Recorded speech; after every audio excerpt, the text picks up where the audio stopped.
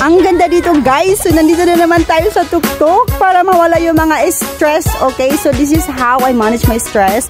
Stress management. Okay, so I go to bundok-bundok. Okay, so nandito tayo. Welcome to my Budanil Cantaya. Second year.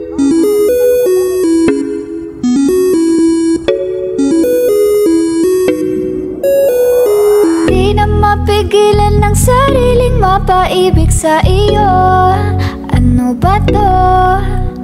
Gusto ka laging nakikita ng mga dalawang mata ko. Baliw sa'yo, oo. Kaya lagi nag-aaba para ika'y masulipan. Dahil isang hindi. So ayan guys, nilakad ko yun doon, okay, from that road, that stairs until up. Hi guys, so that is the national flower of Nepal, Laligurans. Ayan. Ayun guys, pinaghihirapan ko tong Laligurans na to. Oh my gosh. So I walk 5 kilometers para makuha ko tong Laligurans na to. Oh my gosh, ang dami-dami. So this is the national flower of Nepal, okay? Para makakuha kayo nito, pumunta kayo, maglakad kayo ng 5 kilometers. Okay, so ang ganda talaga, oh, as beautiful as me. Oh, yay! Ito na tayo. Nandiyan na, papunta na tayo dito guys sa Troutfish.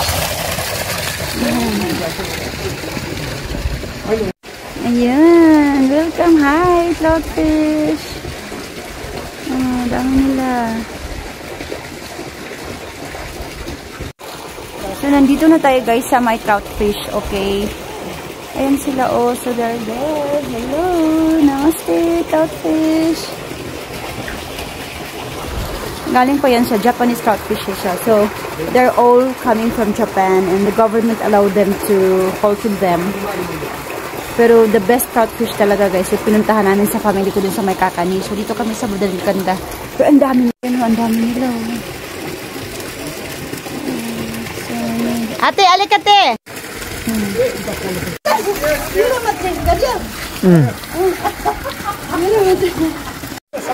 Samate yang jalan.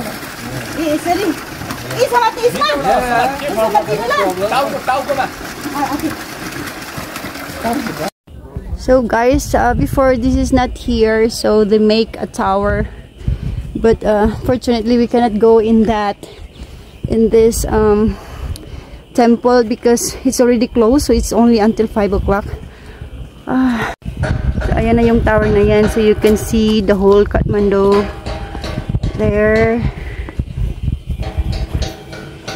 Ayan, wala pa to noon, bago to.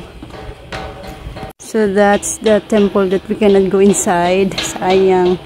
Pero I walked before here 5 kilometers, tapos in-improve na nila. Sarado na kasi. Sarado na, so dapat doon ang entrance. Kasi nabutan na kami ng pagsarado pa hanggang 5 o'clock. Ayan guys, oh, wild tawag dyan, bagumbilya, diba? Tapos doon, ayan, yun yung doon di kami makaakyat kasi sarado na. So ang ganda, diba? Wala yung stress, pati mga balakubak, wala din. Doon kami naglalakad noon before 1 year ago, pero hindi ko na maalala kung saan, basta pumunta na kami doon sa tuktok ng bundok na yun. Diba? I already been there, napunta na ako dyan, pero hindi ko lang alam kung saan, basta we walk 5 kilometers din. Diba? Ang ganda.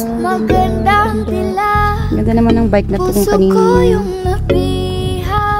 So ayan, renovate nila. So I think next time maghihingi na yun sila ng pambayad dyan. So pauwi na kami guys. Ayan, pababa na. Napaka talaga dito, napaka-stress free. Kung saan ka nadaan, nababagkasakali muli kang masulyapan. Ang ganda mo at ngiti mo kay talis, nakakainis kasi hindi kita mahalin. Ka muna, tutakalan sa tabi ko. May gusto lamang ikulong sa iyo. Kasi yung pinagsasalosan mo sa beautiful flowers. Pwede ba ikaw na lang?